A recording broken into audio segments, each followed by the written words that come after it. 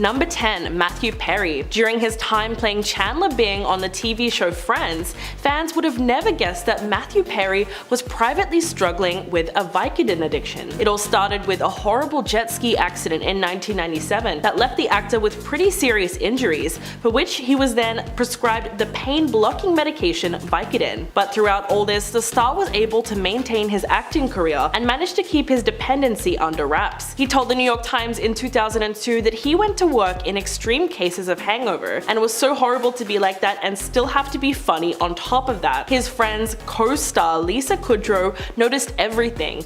Quote, "When Matthew was sick, it was not fun. We were just hopelessly standing on the sidelines. We were hurting a lot." Sometime later, the beloved actor confessed that the series was causing him immense stress, which subsequently made his addiction worse. But throughout all of this, Perry has a positive outlook on life. Quote, "The best thing about me is that if an alcoholic comes to me and says, 'Will you help me stop drinking?' I will say, 'Yes, I know how to do that.'" So it's amazing that he's now able to help others who are in the same situation. Number 9. Machine Gun Kelly. In a candid conversation with Dave Franco for Interview magazine, the 32-year-old singer revealed that he was dealing with a secret dependency on illicit substances while writing and recording music. He said that he believed that this is how you attained a certain level or unlocked something in your brain. Quote, "Adderall was a huge thing for me for a long time, and I went from orally taking it to then it, and then it became something where I was scared to ever go into a studio if I didn't have something." Kelly went on to say that he wouldn't even step out unless there was a medicine man who was going to visit him and give him what he needed. Quote, "And that's where it becomes a problem. You're telling yourself you can't do this without that, when really it's in you the whole time. If that pill did that for you, then everyone who's taken that would just be making albums and writing songs. And so that limited me." The singer explained that the most challenging part of recovery is separating his music persona, Machine Gun Kelly, from who he really is as Colson Baker, and credits his girlfriend Megan Fox as an essential part of his support system. But Kelly is putting in the work to live a sober life and is currently taking steps to change. In fact, he had his first therapy session last month, so things are looking good for him. Number 8. Demi Lovato. The star has struggled with addiction since 2010, when she first entered rehab at the age of 18. Over the years, Demi returned to rehab to treat an eating disorder, self-harm, and substance addiction. For the Disney Channel star, the success of Camp Rock and various other shows really launched her into the spotlight, but the way she coped with the stress and demands of superstardom was unfortunately turning to illicit substances. She managed to keep this all under wraps throughout her youth until her secret life was eventually exposed. In July of 2018, Demi suffered an overdose, and she spent several days in the hospital before going to treatment later that summer. In August, she told her Instagram followers that she was hospitalized, and she released the following statement on Instagram, quote, "What I've learned is that this illness is not something that disappears or fades with time. It's something I must continue to overcome and have not done yet." Since then, her journey through the ups and downs of sobriety has helped many people, and she has since been able to speak openly about her addictions. Number 7. Leighton Meester. Unlike the character she played on Gossip Girl, Blair Waldorf, Leighton Meester wasn't born with a silver spoon in her mouth. In fact, the disturbing truth of her early life was revealed when news of her family's misdeeds started to surface at the height of her success. The actress told Mary Claire that her family has a crazy history. Probably the craziest she's ever heard of, which is pretty accurate because Leighton was actually born in a Texas federal prison, while her mother was serving a 16-month sentence for smuggling. The actress told Cosmopolitan in 2009, quote, "My mom lived through a lot before I was born, and I can't judge her on that. She and my dad are good people.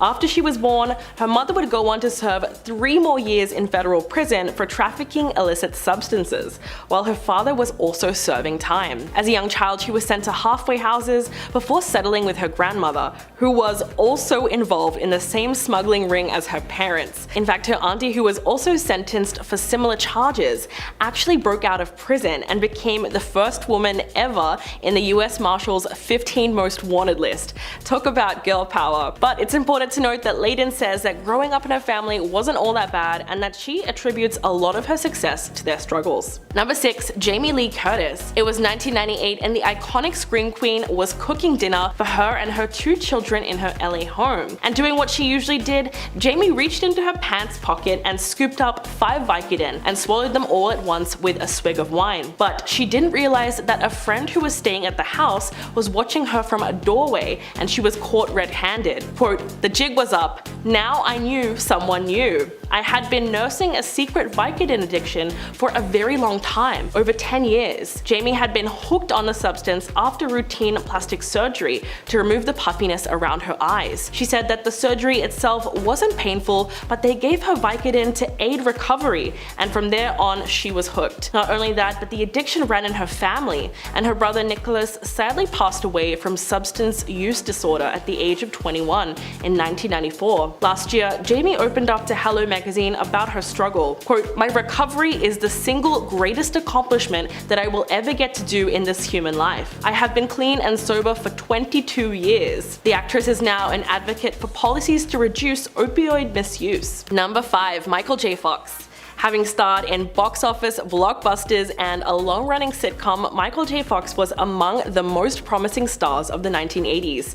But despite all of his success and the fact that his career was on an upwards trajectory, in 1991 he was thrown a massive curveball. At just 29 years old, Fox was diagnosed with early-onset Parkinson's disease.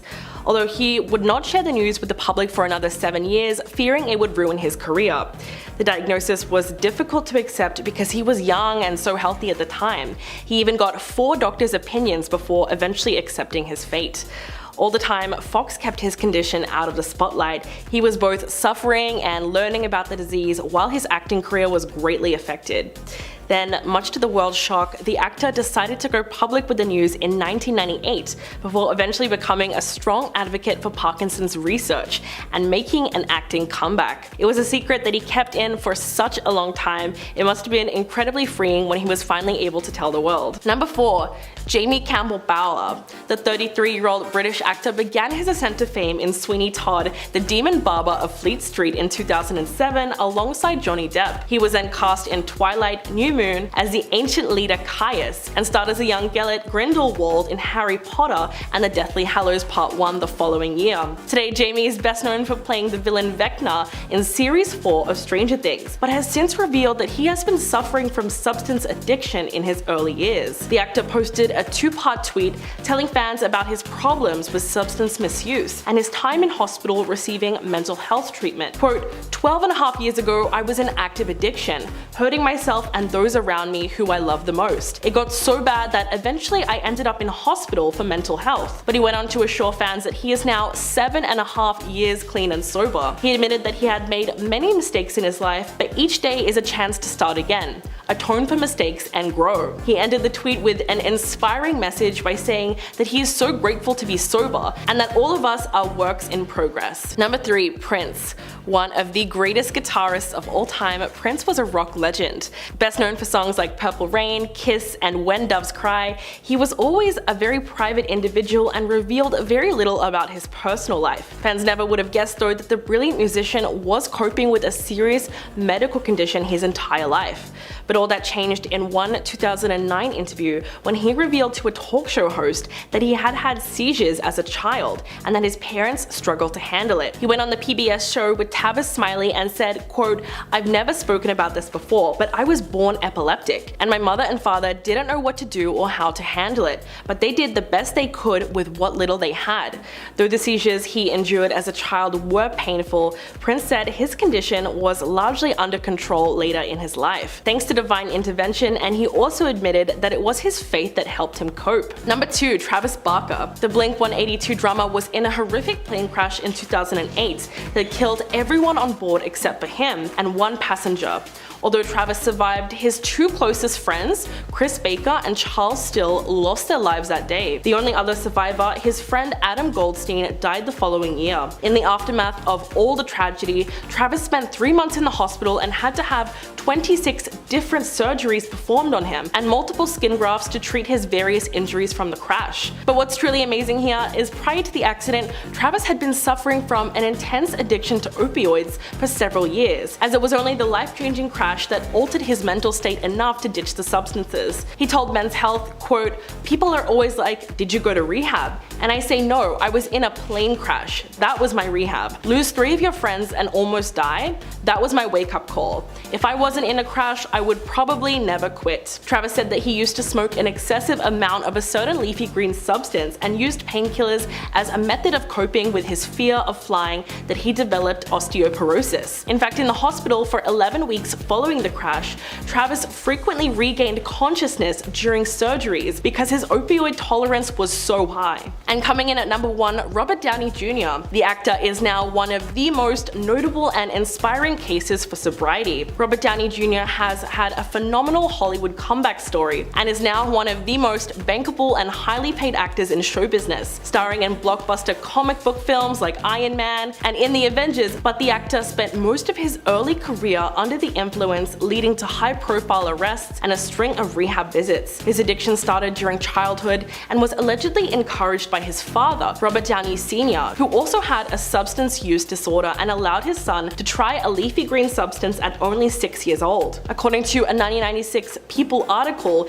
the illicit substances actually facilitated an emotional bond between the two, and so for years, addiction was incredibly difficult for Downey Jr. to break away from. It was only when his wife, Susan Downey, revealed in 2003 that she gave her husband an ultimatum that he decided to quit for good. And apparently, it stuck, because 10 years later, in an interview with Daily Mail, the actor credited a combination of 12-step programs, yoga, meditation, and therapy for keeping him sober. Number 10, Rose McGowan.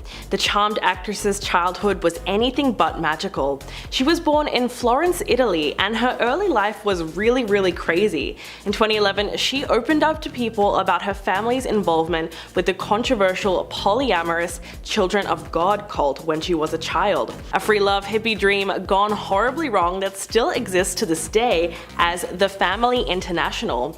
The cult has been blighted by disturbing allegations since it was originally formed in 1968 by preacher David Brandt Berg. The group initially consisted of runaway hippies and was founded on the concepts of salvation, spiritual revolution, and happiness, and a total distrust of the outside world.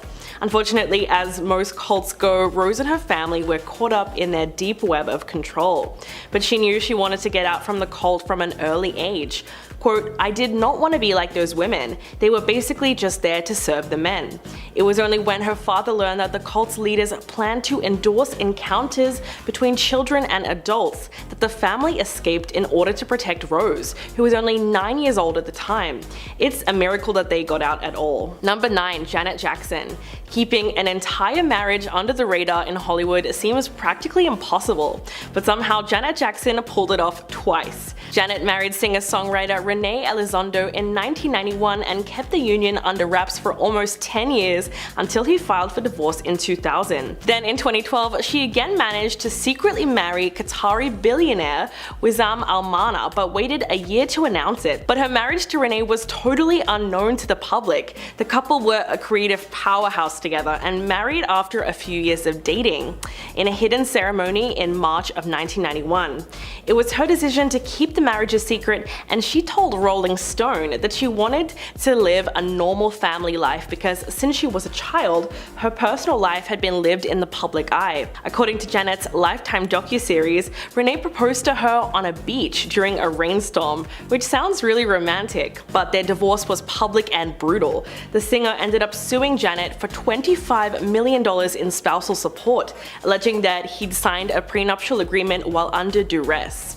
The lawsuit dragged out for 3 full years, and Renee reportedly walked away with upwards of $10 million in 2003. Number 8, Ricky Martin. Back in 2000, there was an infamous interview that the star had with Barbara Walters, where she pushed him to speak on the rumors that had been circulating since the beginning of his career.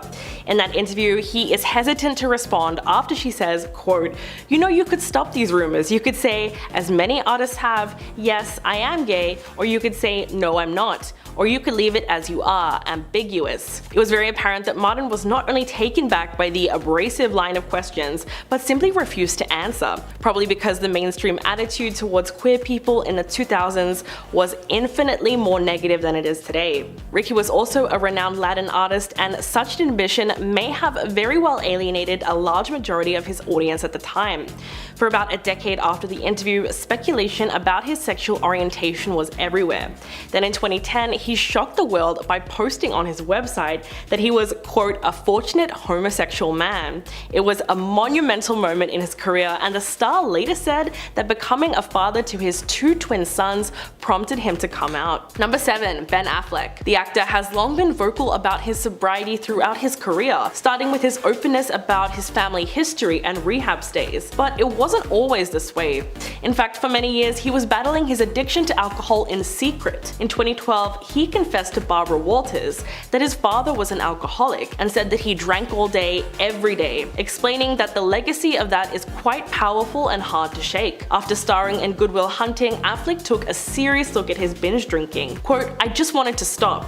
I started regretting some things I did when I was drunk. It's funny to be obnoxious or out of control. I have almost no inhibitions, so it's dangerous for me. But it wasn't until 2001 that the actor actually sought treatment for his alcoholism. He has since been to rehab multiple times and has been in recovery ever since. Things have been going well for the actor recently, but recovery can be an uphill battle, and Affleck suffered another setback in October 2019, 2 months after celebrating 1 year of sobriety, when he was photographed leaving a Halloween party intoxicated. But in January last year, he revealed on the podcast Awards Chatter that he feels very good despite having slips here and there. Number 5. Dax Shephard. The actor, podcast host, and husband of Christian Bale has famously talked about his recovery process. In his podcast, The Armchair Expert, Dax said that he was proud to have been sober from alcohol and for the past 16 years, and that he wanted to be open and honest about his recovery journey in order to help others who might be struggling with active addiction. But talking about it wasn't always easy for him. In fact, earlier this year, he said he initially didn't want to go public with the relapse out of fear of losing his connection with people. The actor also reflected on his rock bottom and how his infamous 2004 interview with Conan O'Brien almost derailed his career entirely. Dax did the pre-interview with Conan while blackout drunk. Quote, I show up on the show, I don't know what he's talking about, I can tell he's queuing me up for stories I've told, but I don't know any of the stories, so I'm just doing what I can to be funny out there, and I am a mess. During the interview, he noticeably slurred his words before falling off the side of his chair and accidentally flipping the coffee table that was in front of him. But he's come a long way since then and now uses his experience to talk openly about addiction and sobriety in a way that is both funny and relatable. Number 4. Lance Armstrong. Some people have called this the biggest sports scandal in history. Lance Armstrong was the best pro cyclist at one point in time. The American won the sport's most prestigious event, the Tour de France, 7 consecutive times from 1999 to 2005. But he was holding in an explosive secret that would tarnish his reputation forever. In 2012, Armstrong denied that he ever relied on performance-enhancing substances, calling the allegations against him outlandish and heinous. But when the US anti-doping agency released compelling evidence, his web of lies started to crumble. He eventually admitted to Oprah Winfrey in 2013 that he did in fact cheat and stated that his mythic perfect story was one big lie. What's more, Armstrong insisted that he never even felt bad or felt it was wrong when he used the performance-enhancing substances. The whole thing remains one of the most dramatic sports interviews ever. He was subsequently stripped of his 7 Tour de France titles and bronze Olympic medal, and was forced to step down as chairman of Livestrong, and all of his achievements were gone in an instant. Number 3. Bradley Cooper. In a new episode of the Smartless podcast, hosted by Will Arnett, Jason Bateman, and Sean Hayes, Bradley Cooper opened up about the addiction struggles that haunted his 20s, and how a friend jump-started his journey to recovery. The Oscar-nominated actor said that when he moved to LA for his role in Alias, he felt like he was back in high school, which ruined his self-esteem. Quote, I couldn't get into any clubs, no girls wanted to look at me, I was totally depressed. He was later fired from the series and was dealing with an injury to his Achilles tendon at the same time. During this trying time in his career, he turned to and his addiction slowly got worse over time. It was only when Cooper went to a dinner party with Arnett when he was 29 that he realized he had hit rock bottom. Arnett, who was essentially his hero, called him out for his rude behavior during the party, and then the actor had a light bulb moment and realized that he had a problem with illicit substances and alcohol. Then between the ages of 29 to 34, the actor worked really hard at sobriety and had an ongoing journey of self-acceptance thanks to therapy. Number 2. Oscar de la Hoya. He is unquestionably one of the most successful American boxers in history. In addition to winning the gold medal at the 1992 Olympics, he won 10 world titles in 6 weight classes before retiring in 2009. But unbeknownst to his fans, Oscar de la Hoya was leading a secret life that eventually got exposed. In 2007, his pristine image took a severe blow when shocking photos revealed that he had a dark side. The New York Post published a story that included photos of de la Hoya with model Milana Dravnel, wearing full-body fishnet stockings, women's underwear, high heels, and boxing gloves. At the time, a panicked De La Hoya denied the photos were real, and it was later reported that he paid Dravnel a whopping $20 million to remain quiet. But it wasn't until a 2011 interview with Univision that the former Golden Boy admitted that he had in fact indulged in cross-dressing. Quote, "I'm tired of lying to people, lying to myself." So it turns out that it was real. Number 1. Matt Lauer. He was one of NBC's biggest stars for 2 decades, where he got the show top ratings as a star anchor. In fact, he was allegedly so valuable to the network that Peacock gave him a yearly salary of $25 million. But his stellar reputation and incredible achievements all came crashing down in 2017, when NBC received a detailed complaint from a colleague about inappropriate behavior, with reason to believe it may not have been an isolated incident. In the way that these allegations tend to snowball, many more of the victims came forward in the wake of the announcement, and several more disturbing allegations were brought against the longtime anchor. He was abruptly fired for the incident. One of his colleagues spoke about a time that Lauer brutally attacked her in a hotel room during the 2014 Winter Olympics in Russia. However, the former anchor denied any wrongdoing and, in a statement to Variety, called the encounter extramarital but consensual. Okay.